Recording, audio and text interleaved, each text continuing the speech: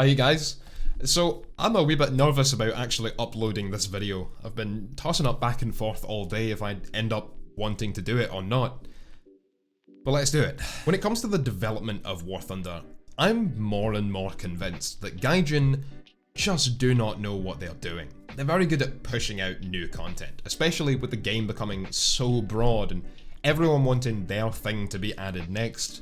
The art department generally does very well, and they definitely know how to market buyable content. But from a gameplay perspective, it just seems as though they don't have any real direction anymore, or understanding of the beast they've created, outside of just shoving more and more content into it for as much profit as possible, for as long as possible, until one day it dies. I know this might be a very harsh way to draw attention to this, that's why I've been iffy on actually making this video in the first place. But today, I feel like I was proven right. Let's talk about why.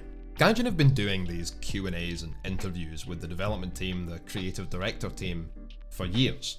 Today's was in video format, which is an interesting change and one I actually quite like. I think it helps, or at least will help if they continue to do it, foster a positive relationship between the community and the company, which is something as a niche company, as a relatively small games developer, Gaijin really needs to focus on a little bit better. There are some issues with doing things in video format.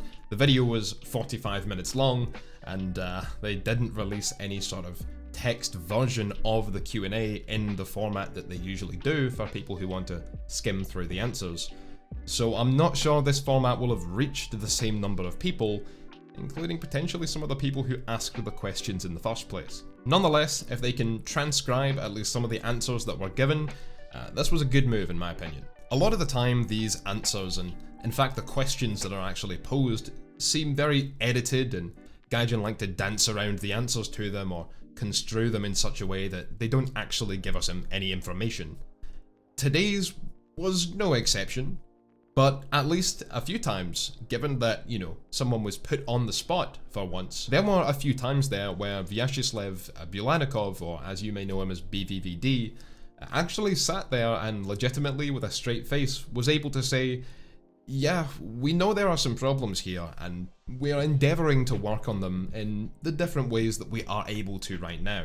Now that is a very good thing, when they can actually sit there and calmly and nicely say, by the way, the Russian culture, you've got to understand, is a wee bit different to that of America or Britain, and it's kind of similar to Australian in that way, where they can kind of come off like they're being a bit dickish, a bit standoffish, and kind of assholes in some regards, or a little bit impolite. That's just their way of being friendly. If they're being over polite and overly formal, it's probably a sign they don't like you. But that is good when they can sit there and say, yeah, we know there are problems, we understand that things aren't working out quite the way, you know, we're not happy with this either. And although we would love to just fix it, it can be a little more complicated than maybe a lot of viewers and players might understand. We are working within some limitations and some expectations, but we will endeavour to do better. That's not the part I have a problem with. There were actually also some really interesting bits of information that came throughout the interview, which, by the way, there is a link to down in the description below, in regards to the future of development of the game. For example, air-to-air missiles. This is something I've talked about in the past on a couple of occasions, but this air-to-air missile cooling mechanic we have in-game, where you click a button to activate them, they take a few seconds flashing to come on, stay active for, I think it's about 10 seconds, and then switch off again, is not accurate to real life. In fact, a lot of these missiles took about a minute for their cooling mechanisms to actually start working to optimum efficiency, to actually get them to start targeting. Then the missiles could remain active for anything between 15 minutes to 4 hours. During that time, they can lock and launch at any time, which is why you see a lot of jets firing 2 missiles in rapid succession. Something we can't do in War Thunder. Sounds like we'll be getting that ability sooner or later. And Gaijin did confirm that the current mechanics we have were always intended to be temporary and kind of help players get into missile combat by making things a little more blanket across the board, but it sounds as though they will be switching them out, and we're always intending to switch them out for something a little more realistic. Now, whether or not that's another blanket, take a certain amount of time to cool them down when you begin the match, keep them cooled for an identical amount of time between missiles, or whether that will be actual historical limitations and capabilities of each different missile type, we don't know yet, but it will be very interesting to see how that might affect the outcomes of Jet games. Now, there was a question I asked, which I'm annoyed that you guys didn't upvote enough for them to actually answer, is will we be getting a tutorial for missile combat? Obviously we have tutorials for the basic parts of the game, moving and firing and the basics of flying an aircraft, but none for the most complex and least forgiving parts of the game. It's kind of crazy. Things like using your radars, understanding the information from your radar warning receivers, and even binding all the keys for your radars. Something a lot of players don't actually know how to do or what they have to do. Then you've got the basics of missile combat and missile defending. Yeah, we need a top tier tutorial. Big time. Given that the missile mechanics we have at the moment with the cooling were always intended to be temporary, it sounds like Gaijin do at least have a basic understanding of BFM and missile defending tactics and the kind of combat that revolves around air-to-air missiles. At least more than they've demonstrated in the past, with advice in videos like, oh, just fly low altitude to avoid sparrows. That is terrible advice. We also had it confirmed that World War mode, along with the helicopter PvE game mode, which we've had talked about various times in the past, will be coming next year, along with some type of scouting and reconnaissance mechanic for aircraft. Which sounds like they will be using some of what came out of April Fools from this year. It sounds like drones to me. Sounds like they're going to do something. I think that's a safe bet that they're going to reuse at least some of the assets with the launchable drone from the ground vehicles.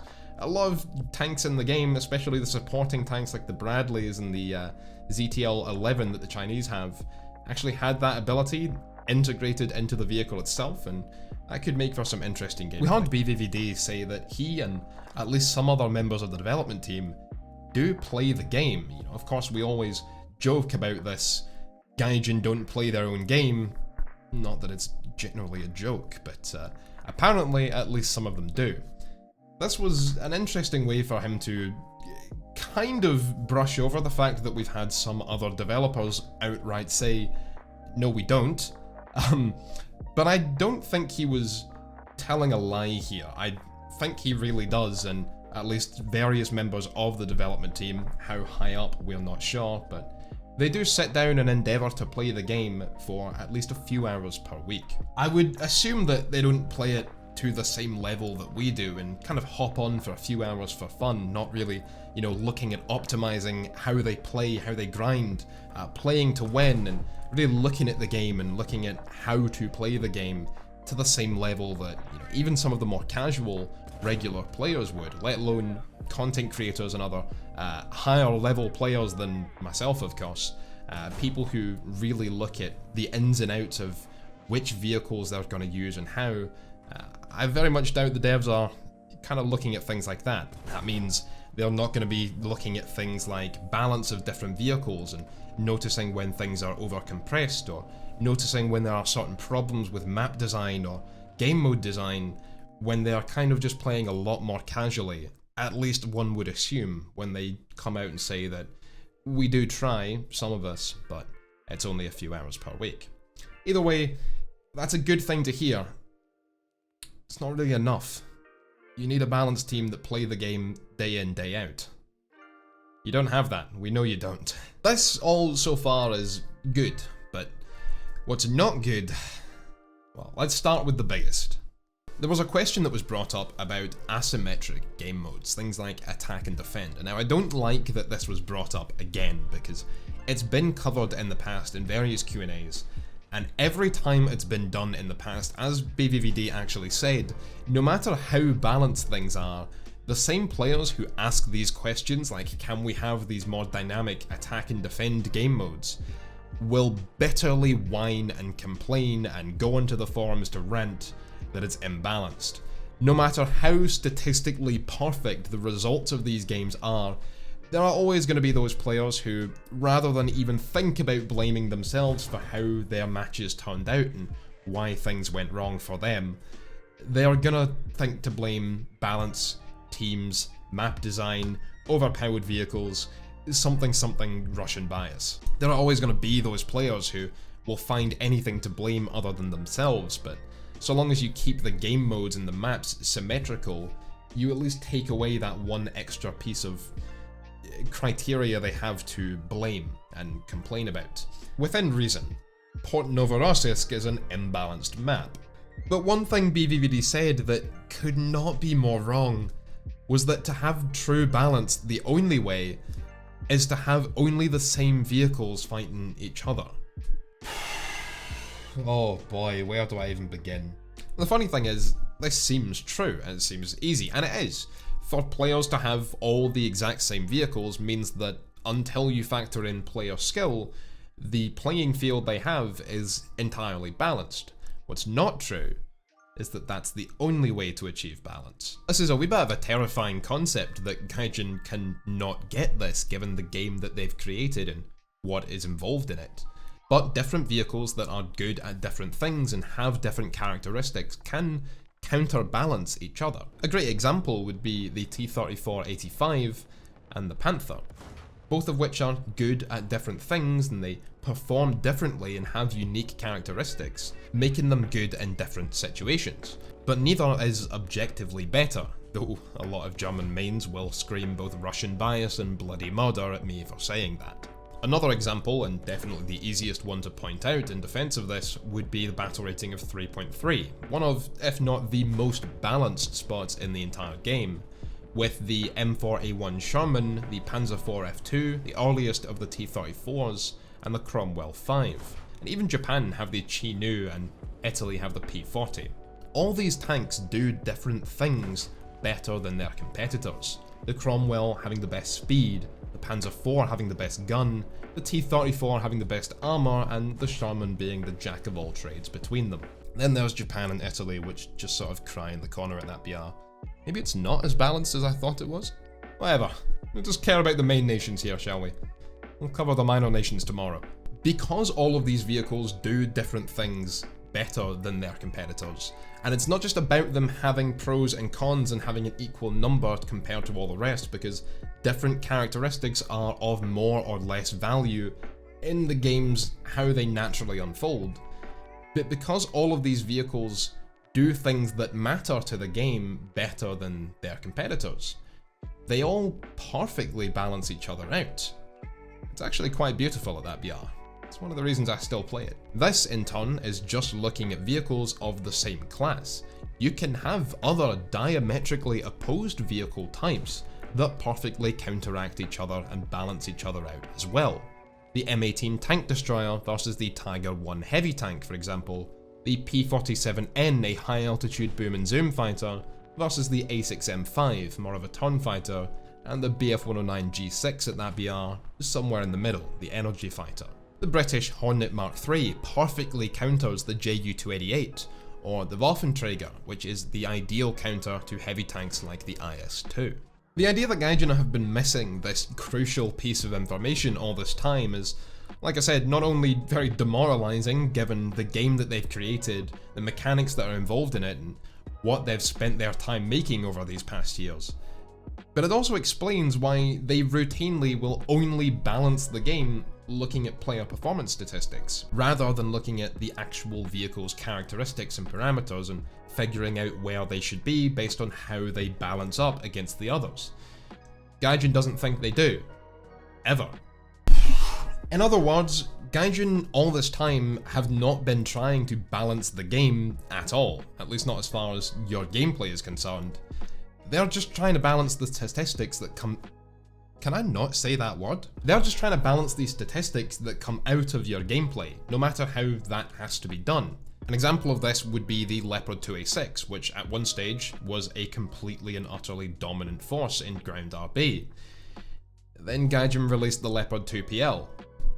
Look what happened to German win rates after that thing came out. They tanked. Not in the good way. According to how Gaijin are looking at the game, that is balance. The teams were brought down despite having a very powerful vehicle, in fact the most powerful. Despite that, because the win rate's evened out, things are balanced, right? No. Then you have the good old compression issue, where you can have 2 or 3 or 4 completely undeniably overpowered vehicles for their battle rating bracket that balance each other out because they always face each other. This is why Gaijin don't see decompression as necessary. I mean, statistics, player performance statistics in that regard, in that scenario, cannot show you that that is necessary. How can Gaijin not see this? I might seem like I'm jumping on this a lot, but the fact that Gaijin don't see that different vehicles can diametrically oppose each other and have a relationship between each other means they clearly don't see War Thunder in the way that the developers of other competitive games see them. Rainbow Six Siege or League of Legends, to take some examples. That means that Gaijin are blind to the relationship that different vehicles have with each other and how it affects overall gameplay and how they act around each other.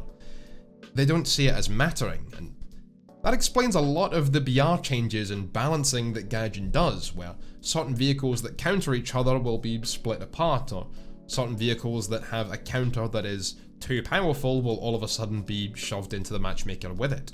It means that Gaijin are completely incapable, as I've said in the past, of anticipating what certain changes to the game, changes to balance will do to the battle ratings around what they've just created. There are a lot of problems that just suddenly got explained away. They're still problems though.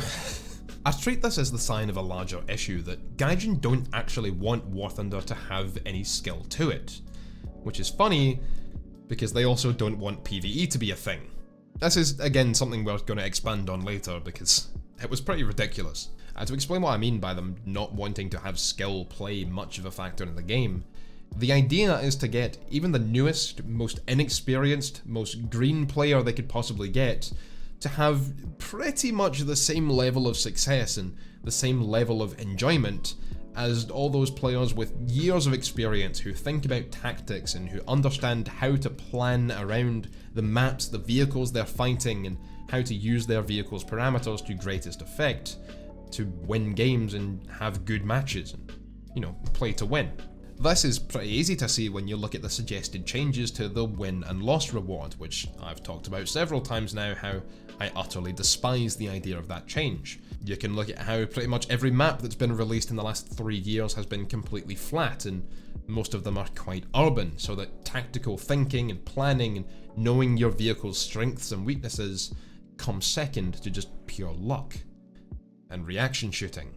You pop around a building to put your barrel in someone's ass, you don't actually have to know what your vehicle can do and what it can't, where you should go and how you're going to play around capture points and tactically take control of the map from the enemy team, who are also thinking about their vehicle's parameters and capabilities.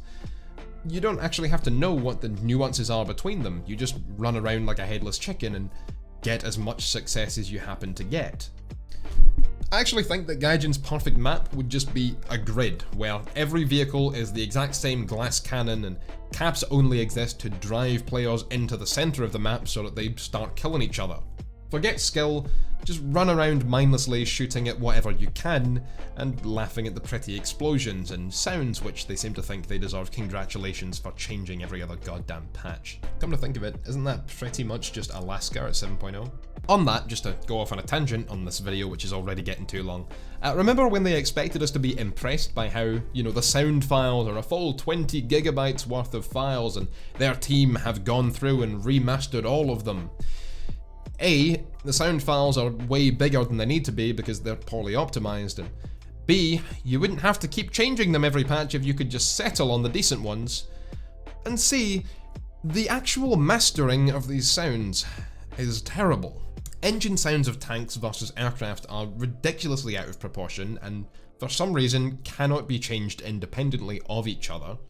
Artillery is way too loud, which, to be fair, pretty much every video game seems to do, I don't know why. And unlike a lot of competing games, there's no way to alter environmental sounds, so breaking down fences. I literally went and tested this, by the way, because I have the audio editing software right here.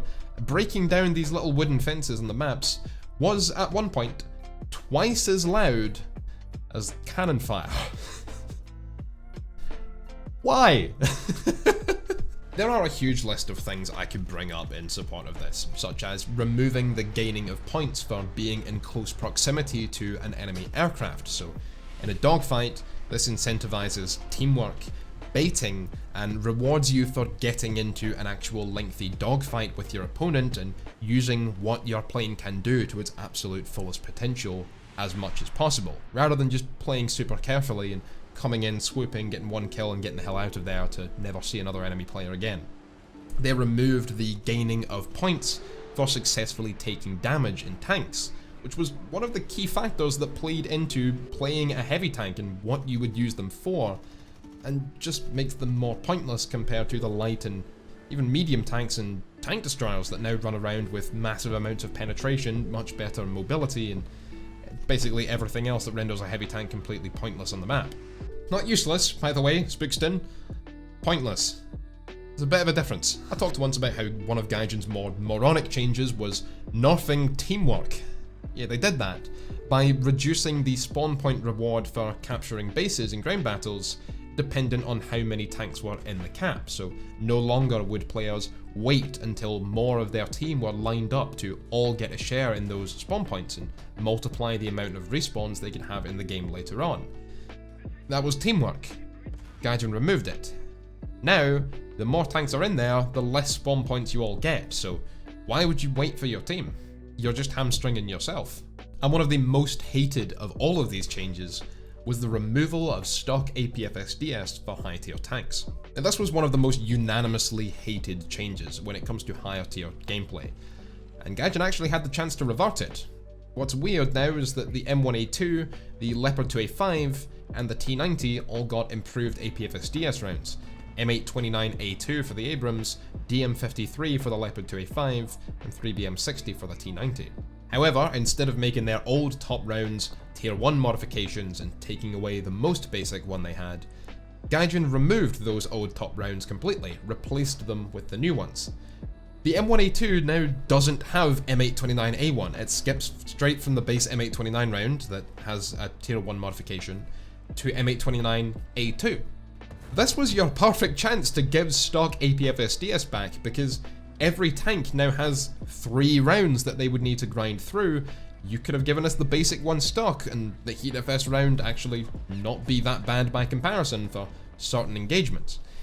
But no, Gaijin did the most moronic thing possible out of all the options presented to them. Who'd have thunk it? They raised the maximum BR ceiling to 11.3, buffed what was arguably already one of the strongest main battle tanks in the game, and then didn't raise the tank BRs to 11.3, just some aircraft and helicopters, but not the Viggen or F4E for some reason. Hi, post-edit Koala here, just to explain why that was so ridiculous that I didn't really explain very well in the video at the time. Gaijin recently told me directly that the reason they won't do a proper ordnance selection and hardpoint customization mechanic is because it would allow some aircraft like the F4E to carry certain loadouts that would be considered overpowered. But the F4E isn't a top BR aircraft anymore, so it could literally just go up one spot if it were overpowered. Where is the logic here?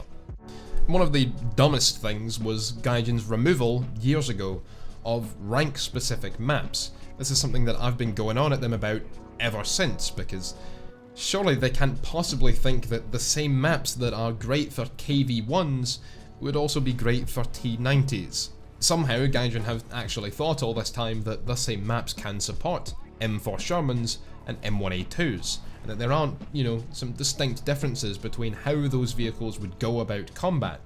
And this again shows that they don't understand the game that they are actually making, and they're seeing these tanks as pretty much just incremental improvements on each other. The M1A2 Abrams is no different from an M60 than an M4 Sherman is from an M3 Lee. This is a trend that's been simultaneously pissing me off and making me laugh recently, of Gaijin making good decisions and then reverting them. Like, remember how there was that time when servers were pretty much dying, and to compensate for that, just a few weeks ago, Gaijin shrunk the teams that you would see in especially top tier battles. We would start seeing teams of, 4 or 6. This was great because we went to them and said, Gaijin, for aircraft, this is what we've been asking for a long time. Smaller teams for top tier so that you don't have 200 air-to-air missiles to keep track of and thus can't actually employ any defensive maneuvers properly, and it ends up being just a clusterfuck that requires no skill whatsoever. This is great. We've been asking for this the whole time. Can you please keep it? And then they immediately reverted it. So that was the biggest red flag question of the bunch, but it wasn't the one that pissed me off the most.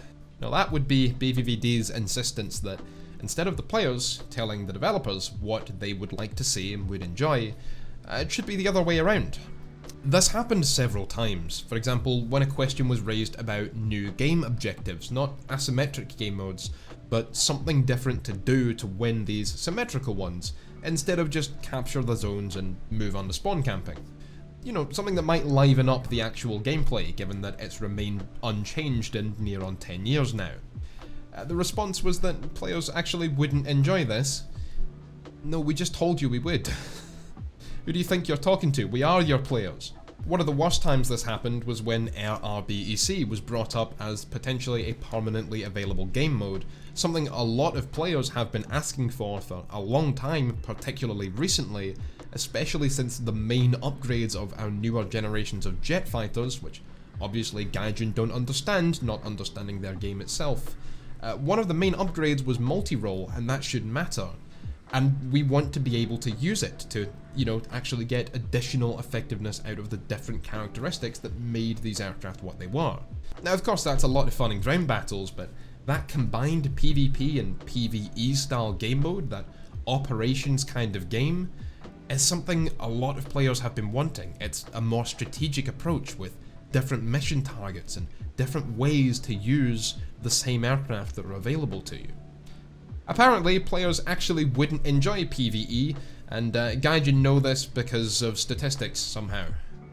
Which is funny, because the very next question was about helicopter PvE, and BVVD saying that helicopters combating each other and players fighting against each other wouldn't be a primary focus of that game mode. When it comes to regular air battles, no, you may be telling us repeatedly that you want RBEC, but we know better. You actually wouldn't. I am trying so hard not to get mad making this video, because obviously, yes, when a large, very large portion of your customer base, your consumer base, are saying they want something, you can't just turn around and say, actually, no, you wouldn't. It's not how it works. It's a bad business move at the very least. To be completely fair, this is valid in some circumstances, like for example with asymmetric game modes or historical matchmaking, which was also asked about for some reason. But the difference is, those have been tried in the past, and the response was negative whilst it was happening. So hearing renewed demands for it, Gaijin can very easily lean back on the experience they have to say, no, we did this and it wasn't enjoyed. But RBEC, when it has been done in the past, has received a wildly popular response. So we proved that yes, we did enjoy it, and we would like it to come back. There was also BVVD's laughable line that bombers and attackers have an equal role to play in the current top tier RRB, and are as useful as the fighters if the team are focused on using them to complete the ground objective and working together to win. This might be plainest proof that the devs don't know what they're talking about, because that's actually impossible on most maps these days. The ability for bombers to go and destroy the bases and then bomb the airfield in order to win the game was removed completely above a certain battle rating, which is prop battle rating by the way, so none of the jets are seeing it, and none of the props carry enough ordnance to be able to reliably do that often enough. On the majority of maps as well, ground units themselves don't actually do anything to the enemy's ticket blade, at least at higher tiers. Now this is also one of the reasons we did not want SAMs to come into the game without some sort of rework to the game itself. I've talked about SAMs being airfield AA in the past, but not without other reworks coming, which didn't. In fact, Gaijin made the situation a whole lot worse. Now, Players can camp on their airfield, and there's nothing you can do to win the game while they're doing it. Oh, and then Gaijin went and made that so much worse again by making it take 120 seconds, 2 minutes, after the last player bails out of his aircraft before tickets will even start to bleed. Now, pretty much every game at top tier is ending with someone sitting on their airfield, practically invincible. Every time someone comes close, they bail, and they have 2 whole minutes to spawn back in again, at which point the guy who swooped them is probably long dead. That is legitimately an effective strategy to win RRB games these days. And you will see SAMs in meteors. I'm out. I can't do this anymore. I'm out. Goodbye.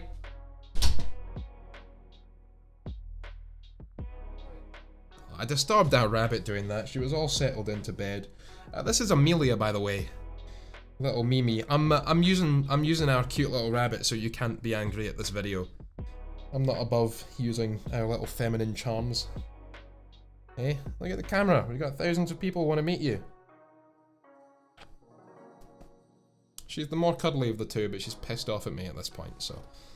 Alright, here's Louie. I can't let her get the cuddles without you getting in, can I? If you want to take this video down, Gaijin, he will starve.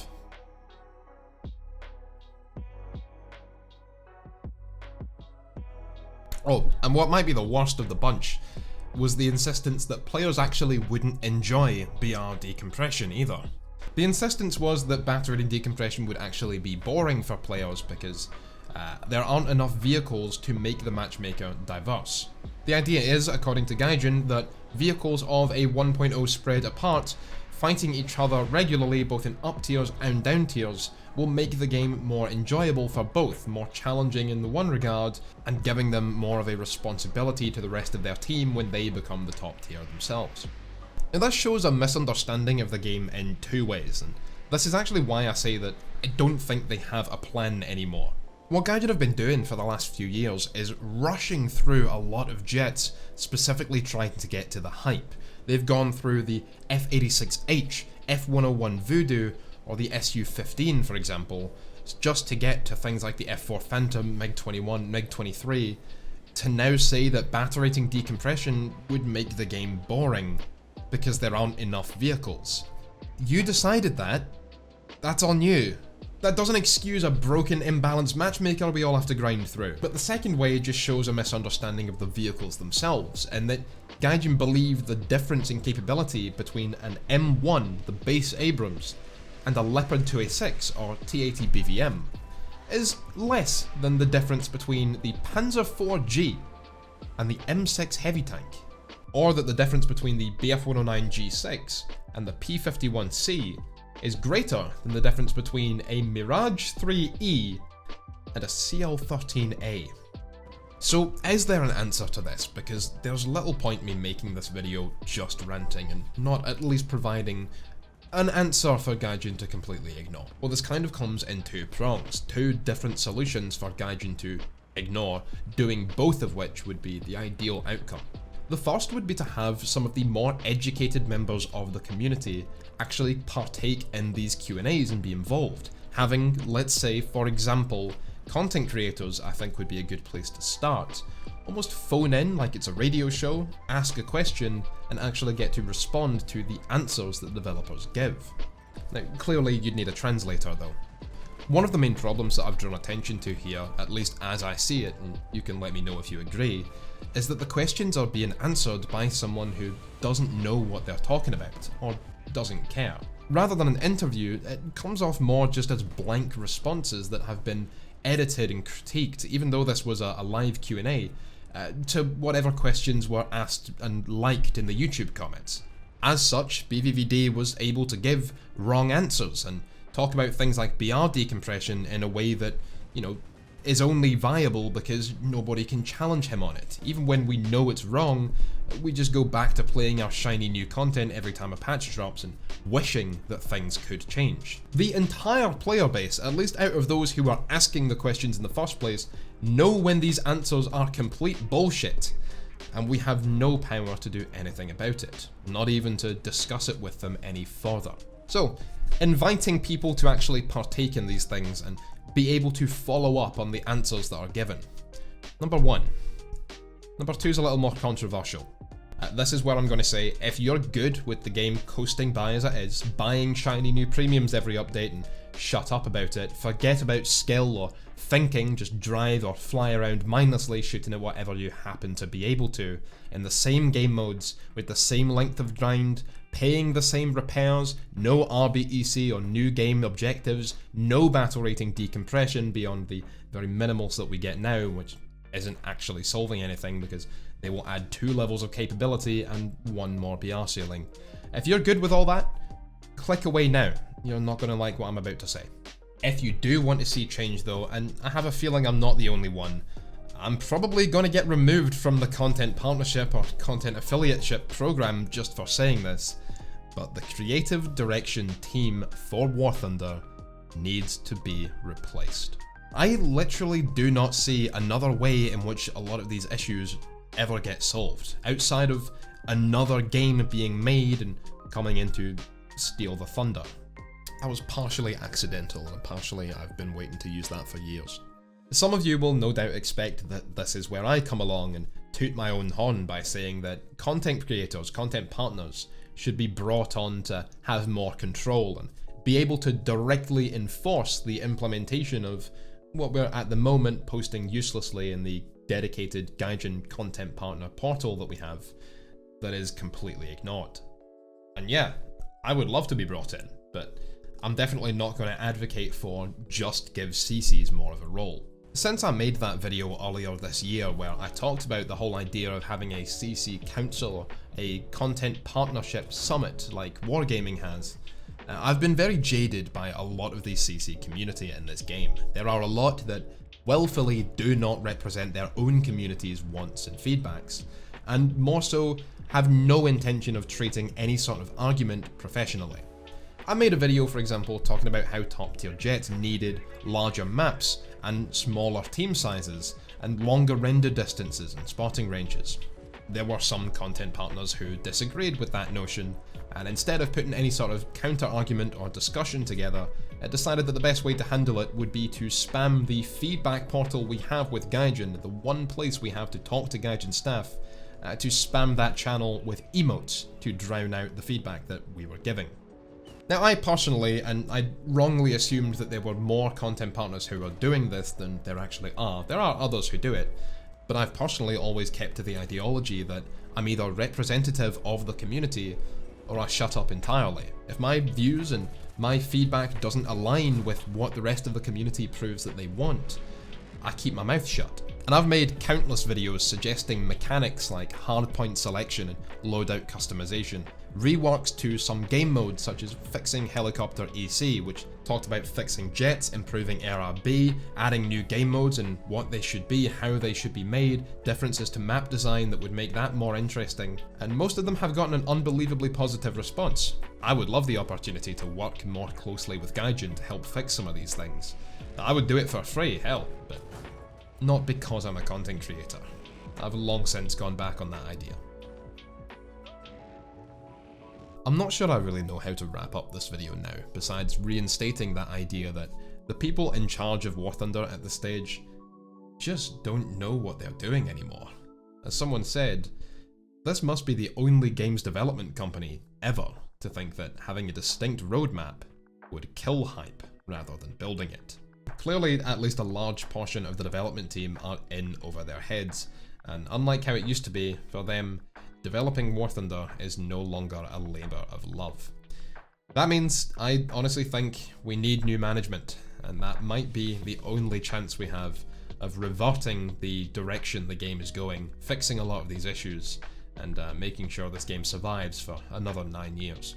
Either that, or we fund a Kickstarter to make a competitor to War Thunder and fix the damn game ourselves. So I'm going to leave it there. I don't think I really want to organise anything to come out of this, like a boycott or anything like that until Gaijin listens, but yeah, let's actually hope that this video flies under Gaijin's radar and I don't get immediately copyright struck to oblivion. If this was Wargaming, you can bet your ass that's exactly what would happen. Thank you lads for watching, I hope you have enjoyed. It wasn't really the most enjoyable video, but I hope you've at least gotten something out of it. If you agree with the things I've brought up here, if you agree with my assessment of this Q&A, do let me know in the comment section below. If you think I was wrong, also let me know down there as well. I would love to have someone convince me that things really aren't as bad as maybe I'm assessing them to be. I will be live streaming when the second dev server goes up. I was planning on doing it for the first one, but really everything that was coming out in the first dev server we got shown on the dev stream the other day. So I will be live streaming the second one when that goes out here on YouTube. Make sure you tune in for that. And until then, thank you so much for watching, and I will catch you lads on the battlefield.